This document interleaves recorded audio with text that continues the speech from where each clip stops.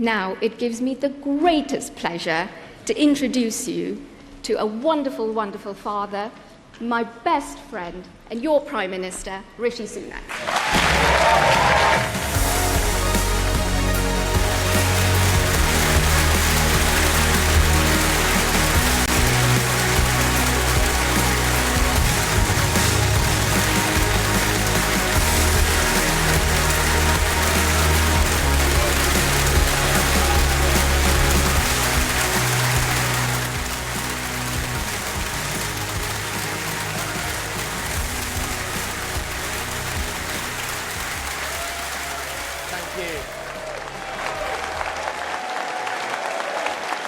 Thank you. Conference, thank you. Thank you. Thank you, everyone. Thank you. Thank you, Akshata, for that introduction, and thank you for always being there for me, my wife. Truly the best long-term decision for a brighter future I ever made. It was more than a vote to leave the EU. It was a vote to change, to become something more. It was a statement of our belief that Britain could begin a new story, one which reached all parts of our country and everyone in it. We must keep making the case for taking back control, because if we don't, our opponents will try and neuter this change, to align us with the European Union so that we never seize the full opportunities of Brexit. Now, we know where Keir Starmer's heart lies on this issue, and we know he can't be trusted on it either.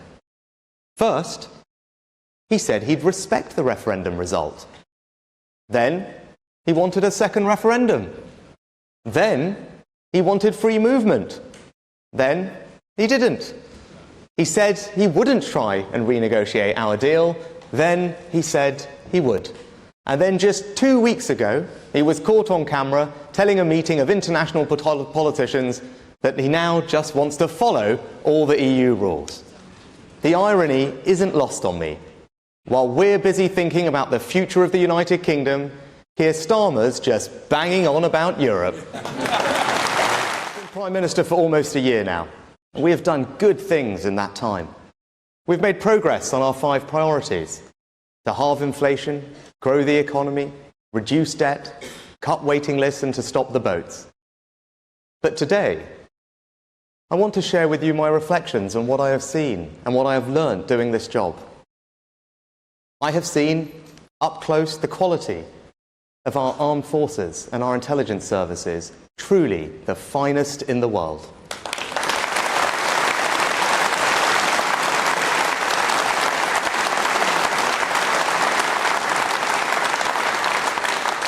The debt of gratitude we owe them is why we are making this the best place to be a veteran. And I know we will deliver, because we have a Minister for Veteran Affairs sitting in Cabinet. Johnny served in Afghanistan. This is personal for him. He stood with his fellow soldiers in battle, and now he is ensuring that it is this Conservative government making our country fit for our heroes.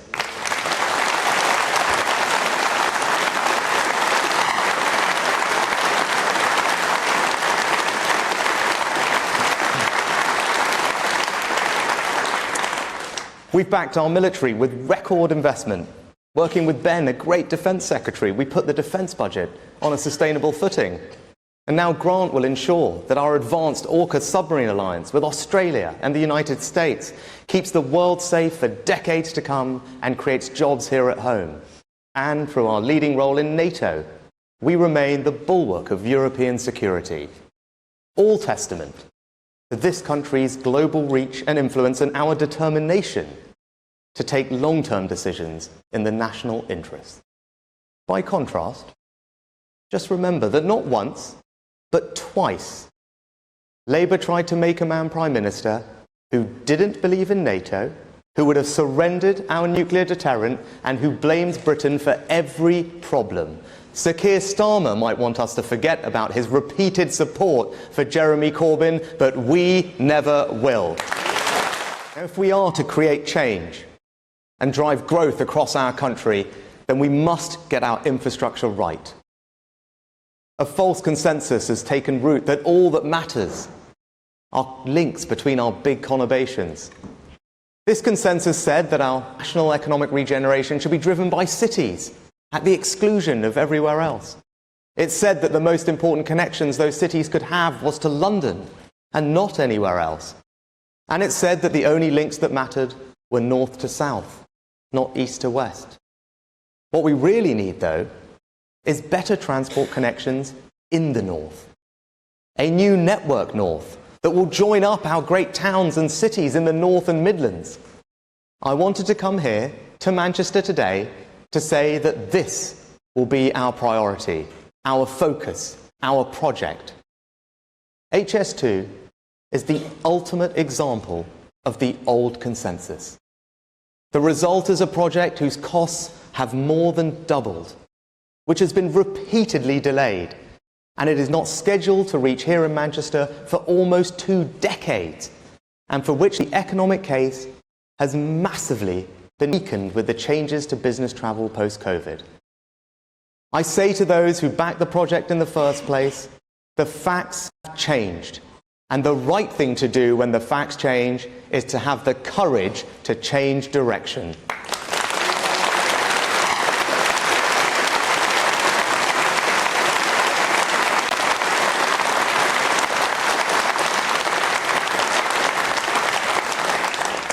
And so, I am ending this long-running saga. I am cancelling the rest of the HS2 project. And in its place, we will reinvest every single penny, £36 billion, in hundreds of new transport projects in the North and the Midlands across the country. This means £36 billion of investment in the projects that will make a real difference across our nation.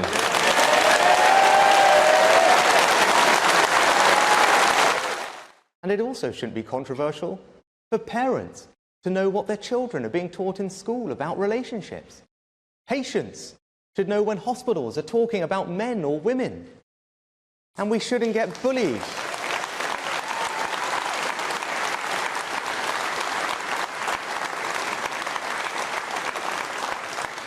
And we shouldn't get bullied into believing that people can be any sex they want to be. They can't. A man is a man and a woman is a woman. That's just common sense.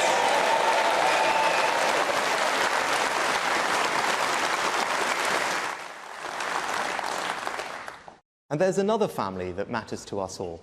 Our family of nations. England, Scotland, Wales and Northern Ireland. Today, our union is the strongest it has been in a quarter of a century.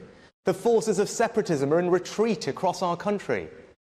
Nicola Sturgeon wanted to go down in the history books as the woman who broke up our country, but it now looks like she may go down for very different reasons.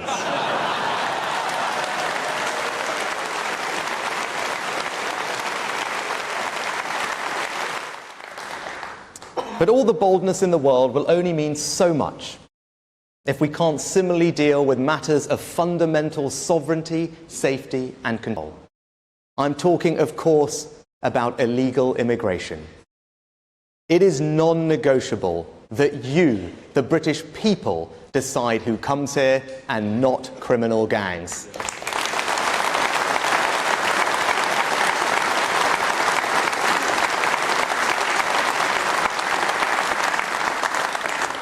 Those gangs ply a trade that leads to innocent people dying. We have a moral duty to defeat this evil, and we will. Now, I've never pretended that stopping the boats will be easy. At the time I committed the government to delivering that goal, the consensus was simple. There was nothing we could do about it. They pointed to 4 years of growing crossings and said impossible. Well, conference, they were wrong. It is not impossible, and we are proving it. Small boat crossings are, for the first time since the phenomenon began, down 20% this year.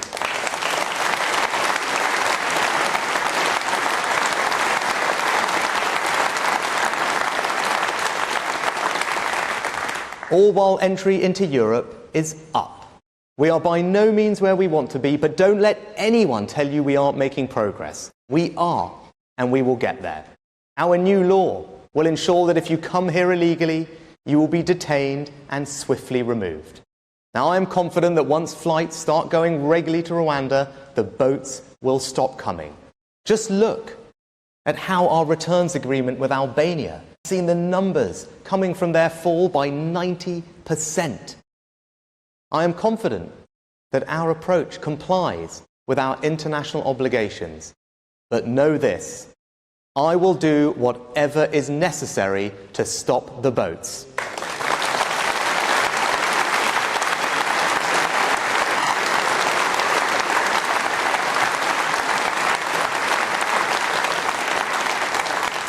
Now, by contrast, Labour's plan is to cook up some deal with the EU, which could see us accepting around 100,000 of Europe's asylum seekers. If your answer to illegal migration is to increase it, you clearly just don't get it, and that is why we have to stop them. We are the home of fair play, the best of British. We are the place for those who want to add to our national story. The United Kingdom has done a huge amount for my family. I often think about how different our lives would be if my grandparents had not left India and East Africa all those years ago. I owe our country everything. And it is my duty to do what I can to help this country take the right long-term decisions for the years ahead. The United Kingdom is also the most successful multi-ethnic democracy on earth. And our party has led the way on that. We had the first ethnic minority Prime Minister when Queen Victoria was still on the throne.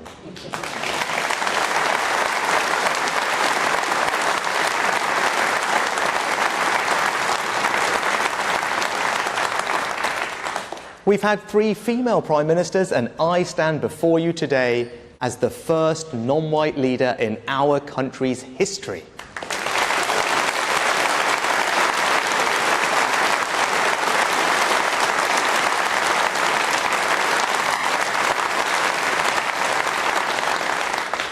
Meanwhile, Labour's last 3 leaders all live within the same square mile of North London.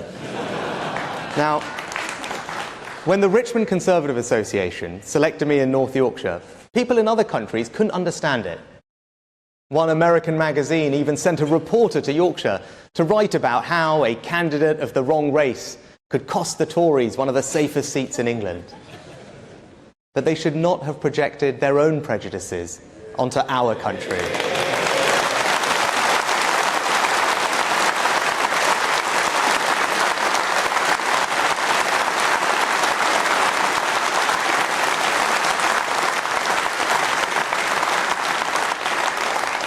The people of North Yorkshire were not interested in my colour, but my character.